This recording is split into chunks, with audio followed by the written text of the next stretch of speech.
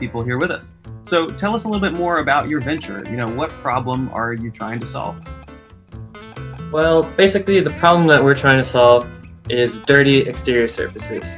So especially if you live in North Carolina, in the last couple of weeks, you know that surfaces get dirty very quickly. So that's your house, your car, windows, etc. And to address that constant struggle, our product is a sprayable coating that will go on transparent and convert nearly any surface to be self-cleaning. Basically all started from a personal need a couple years ago. So I have 3 sisters and we were all shopping for an Indian wedding, and basically we couldn't find designs we liked, and the experience for searching of the clothes was really subpar. We went to major South Asian hubs all over the US, including Edison, New Jersey, Charlotte, Atlanta, all for an outfit, and we didn't find anything that we liked. We even WhatsApp video called my grandmother in India for her to try and go shopping for us, but that didn't turn out very well either. Daugherty Health is a biotech startup dedicated to improving maternal health outcomes by increasing access to care for conditions such as preeclampsia. Preeclampsia is a hypertensive pregnancy complication and the second leading cause of maternal mortalities in the US and worldwide, despite the condition being straightforward to treat when detected early. Part of the ongoing problem is that the early signs and symptoms of preeclampsia can be subtle. We are developing a home-based urine test that women can use to periodically self-screen for the early onset of preeclampsia, so they know when to seek care before the complication becomes severe. I used to play baseball when I was at Barton, and my senior year, I actually suffered a knee injury and was out for a couple of weeks. And just after every day of practice, I had to try and go get ice from the athletic trainer. That was miserable. So what they would do is they would just tape a bag of ice straight to your skin and send you on your way. And the ice would melt and it would leak everywhere, and it would be too cold and it would hurt. And then you had no access to more ice after you had to throw it away. So our thought was, why not make a brace that uses a thermoelectric cooler so it can electronically cool, and then try and make it better than ice. So use cooling and heating in cycles to optimize the therapy. We are a group of individuals who have all experienced loved ones who struggle or have struggled with mobility. And we all knew that when we formed that our passion was to make direct positive impacts on the lives of people around us. We decided to try to create something that will begin to tackle these mobility issues starting with assistance from sitting to standing and stability while walking. This is a wearable device around the knee that provides a mechanical advantage by storing potential energy. And this could help people with minor knee cartilage degenerative pains to people who need assistance moving in everyday positions. What's your biggest need for your business? What's your next step? To further develop Safai and develop our product, we're going to need lab space.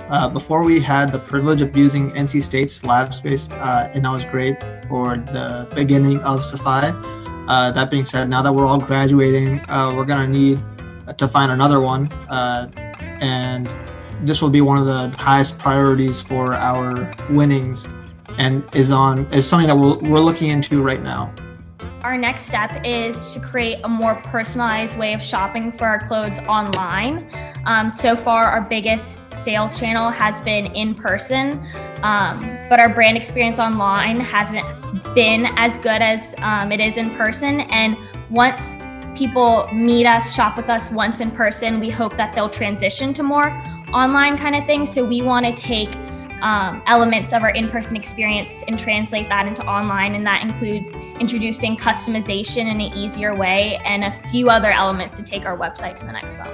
At this time, we have like a rough prototype, a proof of concept prototype, and we've done some background clinical work. But in order to get this device optimized and working the way it needs to, we actually need to do a little bit more background clinical work. So there's two big things that we need to make that happen. One of those is partnerships. We're always looking for clinical collaborators to help us get this work done. Those who are interested, OBGYNs essentially, and other clinicians that are interested in improving access to women's health would make great partners. And also the other side of that is funding, which of course is how our winnings from the Lulu eGames would help us. Essentially, it'll help us take one of the first steps in that clinical work without getting too technical. It'll get us to the next milestone of what we need so that we know what needs to go, a little bit more specifically what needs to go into our diagnostic. Judges talked to us about how we needed to have more mentorship. We're only a 3-person team, though we do have the EEP as a background and a support system. We also do have our own separate mentors.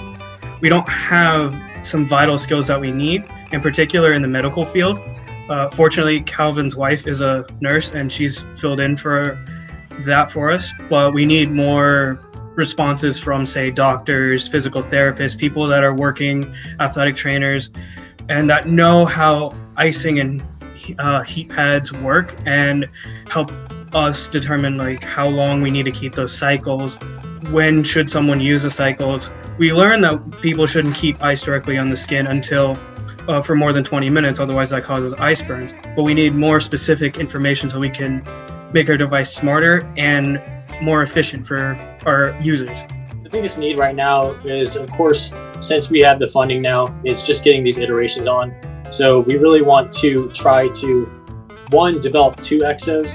So you guys probably saw in our first video that we applied to that it was very basic and then it started evolving a bit more. We actually just came up with a new design out right now and that we really want to try to get started building with it. Granted, with the whole coronavirus that is sort of halted a little bit. But the main thing is just trying to get materials and equipment so we can start getting those iterations going in and start making more of these so we can start pushing them out and testing. About any other resources that you've taken advantage of on campus or locally? Yeah, so the EEP stands for the Engineering Entrepreneurship Program, and every engineer has to take a senior design class. And so we took the entrepreneurship track instead of the standard senior design for our disciplines. So the really cool thing about it is that we get to work interdisciplinary with mechanical engineers, electrical engineers, industrial engineers, and all types of other ones. And it counts the same as our senior design credit. And the other interesting thing is we get to create something ourselves and we own the intellectual property afterwards. So it's a great networking opportunity, a great senior design opportunity, and just overall, I have nothing but great things to say about it. And we've surprisingly used the e-garage that's provided by NC State Entrepreneurship and NC State. That's where we usually would meet, work on our videos and stuff work on our prototype and all that stuff. We see a lot of other teams from the EEP, other startups working on their stuff there. And then we also network in between each other. We talk about what's going on in class, how our ventures are going, how we're participating in different things outside of our class, and things like the eGames and stuff like that.